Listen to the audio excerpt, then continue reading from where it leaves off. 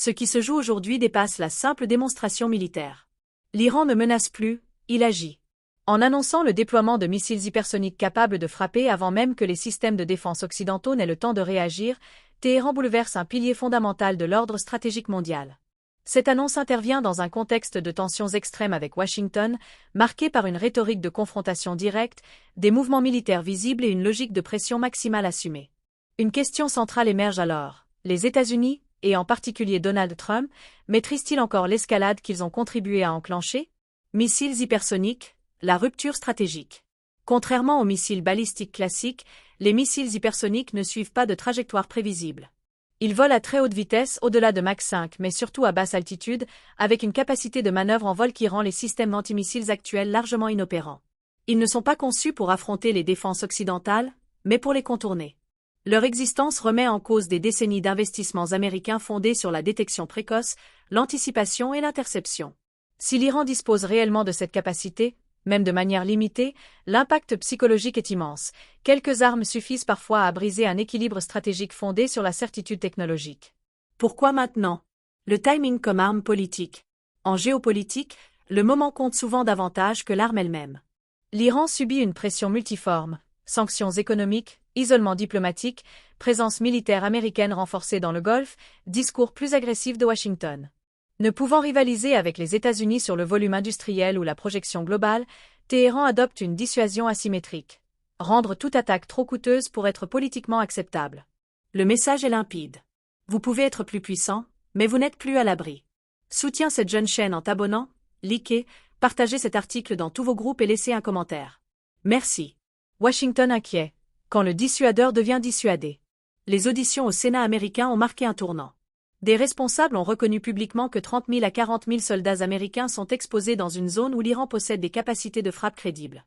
Même avec des systèmes de défense avancés, aucune protection n'est absolue face à des attaques combinées, des saturations ou des trajectoires imprévisibles. Cette reconnaissance publique modifie profondément le récit stratégique américain. Il ne s'agit plus de domination, mais de gestion du risque. Dans la culture politique américaine, l'exposition directe de soldats transforme immédiatement un calcul stratégique en dilemme moral et politique. Effet domino régional et mondial. L'impact dépasse largement le face-à-face Iran-États-Unis. Israël voit son avantage du temps de réaction se réduire dangereusement. Les monarchies du Golfe, dépendantes du parapluie américain, doutent de sa fiabilité. La prolifération technologique devient inévitable. Si l'Iran crédibilise cette capacité, d'autres suivront.